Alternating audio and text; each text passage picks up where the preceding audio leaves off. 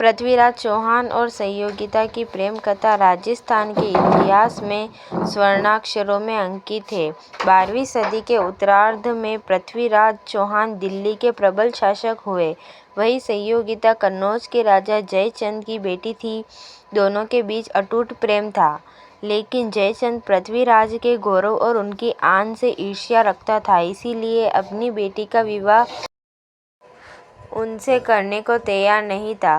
प्रेम में दीवाने पृथ्वीराज संयोगिता को भरे स्वयंवर से भगा ले गए, लेकिन उनका प्रेम उनके लिए सबसे बड़ी गलती बन गया। कथा। दिल्ली की राजगद्दी पर बैठने वाले अंतिम हिंदू शासक और भारत के महान वीर योद्धाओं में शुमार थे।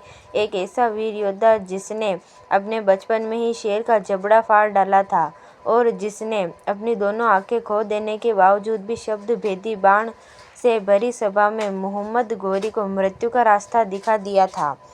ये बहुत कम ही लोग को पता है कि वह एक प्रेमी भी थे। वह कन्नौज के महाराज जयचंद की पुत्री संयोगिता से प्रेम करते थे। दोनों में प्रेम इतना था कि राजकुमारी को पाने के लिए पृथ्वीराज चौहान स्वयंवर के बीच से उनका अपहरण कर लाए थे। दिल्ली की राजगद्दी पर अभिषेक।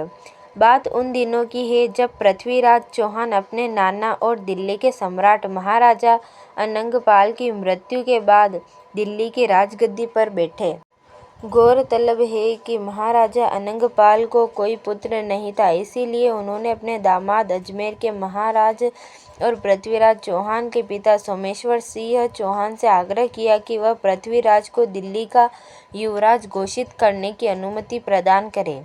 महाराजा सोमेश्वर सिंह ने सहमति जता दी और पृथ्वीराज को दिल्ली का युवराज घोषित किया गया। काफी राजनीतिक संघर्षों के बाद पृथ्वीराज दिल्ली के सम्राट बने। उस समय कन्नौज के महाराज जयचंद्र का राज था। उनकी एक खूबसूरत राजकुमारी थी जिनका नाम संयोगिता था। जयचंद्र पृथ्वीराज की यश वृद्धि से ईर्ष्या का भाव रखा करते थे। एक दिन कन्नौज में एक चित्रकार पन्ना राय आया, जिसके पास दुनिया के महारथियों के चित्र थे और उन्हीं में एक चित्र था दिल्ली के युवा सम्राट पृथ्वीराज चौहान का।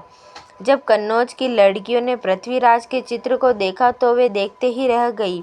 सभी युवतियां उनकी सुंदरता का बखान करते नहीं थक रही थी। पृथ्वीराज के तारीफ की यह बातें संयोगिता के कानों तक पहुंची और वो पृथ्वीराज के उस चित्र को देखने के लिए लालायित हो उठी। संयोगिता अपनी सहेलियों के साथ उस चित्रकार के पास पहुंची और चित्र दिखाने को कहा। चित्र देख पहली ही नज़र में संयोगिता ने अपना सर्वस्व पृथ्वीराज को दे दिया, लेकिन दोनों का मिलन इतना सहज न था। महाराज जयचंद और पृथ्वीराज चौहान में कट्टर दुश्मनी थी। इधर चित्रकार ने दिल्ली पहुंचकर पृथ्वीराज से भेंट की और राजकुमारी संयोगिता का एक चित्र बनाकर उन्हें दिखाया, जिसे देखकर पृथ्वीराज के मन में भी संयोगिता के लिए प्रेम उमड़ पड़ा।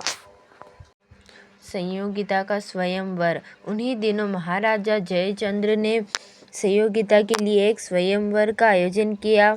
इसमें विभिन्न राज्यों के राजकुमारों और महाराजाओं को आमंत्रित किया, लेकिन ईर्ष्यावश पृथ्वीराज को इस स्वयंवर के लिए आमंत्रण नहीं भेजा। राजकुमारी के पिता ने पृथ्वीराज चौहान का अपमान करने के उद्देश्य से स्वयंवर में उनकी एक मूर्ति को द्वारपाल की जगह खड़ा कर दिया।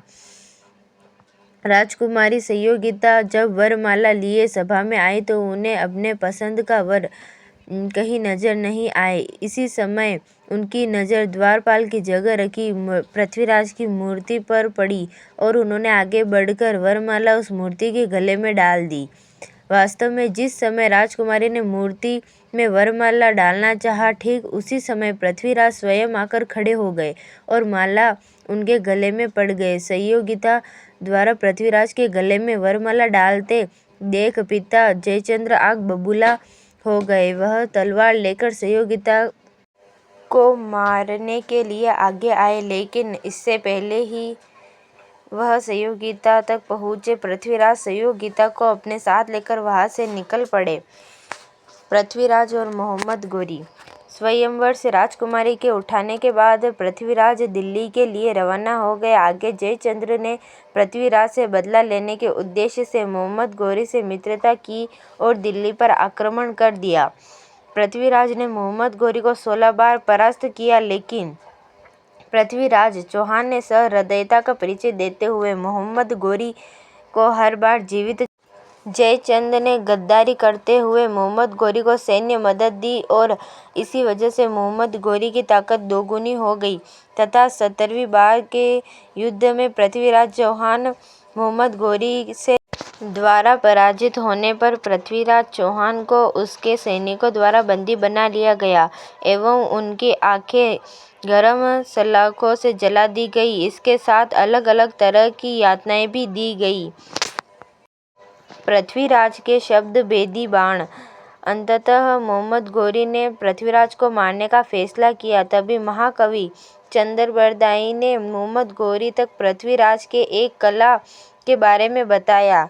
चंद्रबरदाई, जो कि एक कवि और पृथ्वीराज चौहान का खास दोस्त था, उन्होंने बताया कि चौहान को शब्द भेदी बाण छोड़ने की कला में महारत हासिल है। यह बात सुन मोहम्मद घोरी ने रोमांचित होकर इस कला के प्रदर्शन का आदेश दिया। प्रदर्शन के दौरान घोरी के शाबाश आरंभ करो लफ्ज के उद्घोष के साथ ही भरी महफिल में चंद्रबरदाई ने एक दोहे द्वारा पृथ्वीराज को मोहम्मद घोरी के बैठने के स्थान का संकेत दिया, जो इस प्रकार है। 4 बांस 24 गज, अंगुल अष्ट प्रमाण, ता ऊपर सुल्तान है, मत चूके चौहान। तभी अचूक शब्द भेदी बाण से पृथ्वीराज ने घोरी को मार गिराया। साथ ही दुश्मनों के हाथों मरने से बचने के लिए चंद्रबरदाई और पृथ्वीराज ने एक दूसरे का वध कर दिया। जब सहयोगिता को इस बात की जानकारी मिली तो वह एक वीरांगना की भांति सती हो गई। इतिहास के स्वर्ण अक्षरों में आज भी यह प्रेम कहानी अमर है। तो दोस्तों, आपको यह कहानी कैसी लगी एक बार कमेंट में ज़रूर बताएं और ऐसी वीडियो देखने के लिए हमारे चैनल से जुड़े रहें। राधे राधे।